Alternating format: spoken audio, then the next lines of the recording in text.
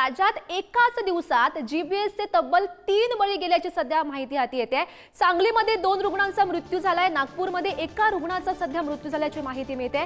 सांगलीच्या मिरज शासकीय रुग्णालयामध्ये आतापर्यंत 2 रुग्णांचा मृत्यू झाला। मृतांमध्ये बेळगाव जिल्ह्यातील हुक्केरी येथील मुलाचा तर सोलापूर जिल्ह्यातील सांगोल्यातील वृद्धेचा समावेश असल्याची माहिती। नागपुरात सुद्धा जीबीएसचा पहिला बळी गेलाय। 45 वर्षीय रुग्णाचा शासकीय मेडिकल रुग्णालयामध्ये मृत्यू झाल्याची माहिती मिळते। नागपूरच्या पार्टी परिसरात राहणाऱ्या 45 वर्षीय रुग्णाला 11 फेब्रुवारीला मेडिकलमध्ये उपचारासाठी दाखल करण्यात आलेलं होतं। अखेर त्याचा मृत्यू झाल्याची माहिती हाती आली आहे। आपण सध्याची ही 2 दृश्ये पाहतोय। सांगलीमध्ये आताच्या मिळालेल्या माहितीनुसार जीबीएसमुळे दोघांचा मृत्यू, तर नागपूरमध्ये पहिला बळी गेलेला आहे। रुग्णाचा मृत्यू झाल्याची माहिती मिळते।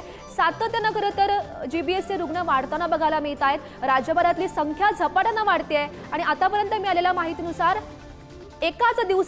आजच्या एकाच दिवसात जीबीएसचे 3 बळी गेलेत।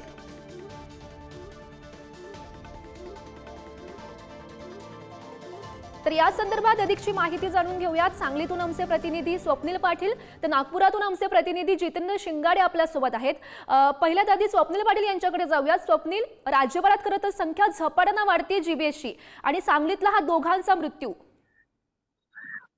नक्कीच गौरी, सांगलीतील मिरज शासकीय रुग्णालयामध्ये 15 जणांच्या वरती उपचार करण्यात येत होते। यापैकी दोघांचा मृत्यू झाल्याची घटना घडलेली आहे। बेळगाव जिल्ह्यातील हुक्केरी येथील 15 वर्षाच्या मुलाला 15 दिवसापूर्वी मिरज शासकीय रुग्णालयामध्ये उपचारासाठी दाखल करण्यात आलं होतं। त्याचा उपचार सुरू असताना मृत्यू झाला आहे। तर 4 ते 5 दिवसापूर्वी सोलापूर जिल्ह्यातील सांगोला येथील 60 वर्षाच्या वृद्धेला या ठिकाणी उपचारासाठी दाखल करण्यात आलं होतं, परंतु तिचा देखील उपचारापूर्वी आता उपचार दरम्यान मृत्यू झाल्याची घटना घडलेली आहे। सांगलीमध्ये एकूण 15 रुग्ण जीबीएसच्या उपचारासाठी दाखल झाले होते। यापैकी 6 जणांना डिस्चार्ज देण्यात आला आहे, तर अद्याप 7 जणांच्या वरती मिरज शासकीय रुग्णालयामध्ये उपचार सुरू असल्याचं पाहावयास मिळते। परंतु असं असलं तरी एकाच दिवसामध्ये सांगली जिल्ह्यामध्ये पर जिल्ह्यातील दोघांचा मृत्यू झालेला आहे। यामुळे सांगलीतील आता आरोग्य यंत्रणा खडबडून जागी झालेली आहे। जे जीबीएसचे रुग्ण आहेत त्यांची तपासणी केली जाते, तसेच जीबीएसचे जे रुग्ण आहेत किंवा त्यांची जी लक्षणं दिसून येतील त्यांना तातडीने शासकीय रुग्णालयामध्ये उपचारासाठी दाखल व्हावं असे देखील आता आवाहन सांगलीच्या आरोग्य विभागाकडून केलं जाते। परंतु असं असलं तरी सांगलीमध्ये एका दिवसामध्ये दोघांचा बळी गेल्यामुळे आता आरोग्य यंत्रणा मात्र खडबडून जागी झाल्याचं पाहावयास मिळतंय। गौरी, नक्कीच स्वप्नील, धन्यवाद दिलेल्या या माहितीसाठी। तर नागपूरमध्ये नेमकी काय परिस्थिती आहे त्या संदर्भात जाणून घेऊयात। आमचे प्रतिनिधी जितेंद्र शिंगाडे सध्या आपल्या सोबत आहेत। जितेंद्र, आपण पाहतोय राज्यात एकाच दिवसात हे जीबीएसमुळे 3 बळी गेलेले आहेत। नागपूरमधला एक बळी सध्या गेल्याची माहिती मिळते। अधिकच्या अपडेट्स।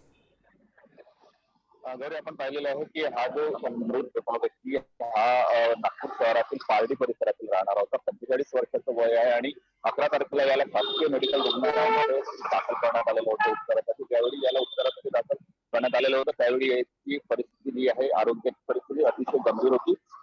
या रुग्णाचे दोन्ही हात, पाय आणि तोंड देखील हे पक्षाघात झालेला होता। श्वास घ्यायला त्रास होत होता, त्यामुळे व्हेंटिलेटरवर टाकण्यात आलेलं होतं आणि काल संध्याकाळी याचा मृत्यू झालेला आहे। सध्याची जी परिस्थिती आहे त्यामध्ये 2 रुग्ण जे आहेत ते आयसीयू मध्ये दाखल आहेत जीबीएसचे आणि त्यांची प्रकृती स्थिर असल्याचं मेडिकल प्रशासनाने सांगितलेलं आहे। मात्र जानेवारी महिन्यामध्ये 6 रुग्ण हे ऍडमिट झालेले होते शासकीय रुग्णालयामध्ये, त्यापैकी 2 हे अल्पवयीन होते। तर सर्वांची जी आहे ते उपचार करून नंतर सुट्टी देण्यात आलेली होती। त्यामुळे सध्या राज्यात जे आहे ते एकीकडे जीबीएस रुग्णांमध्ये मोठी संख्या वाढताना आपल्याला दिसत आहे। त्या परिस्थितीमध्ये नागपुरात हा पहिला मृत्यू झालेला आहे। त्यामध्ये आता प्रशासनाने देखील पुण्यामध्ये ज्या प्रमाणे मोठा उद्रेक झालेला आपल्याला बघायला मिळतो, त्याच पार्श्वभूमीवर नागपुरातही आता उद्रेक होऊ नये या परिस्थितीवर मात करण्यासाठी किंवा परिस्थितीवर कंट्रोल आणण्यासाठी आरोग्य विभाग असेल किंवा स्थानिक प्रशासन असेल यांनी वेळीच उपाययोजना करण्याची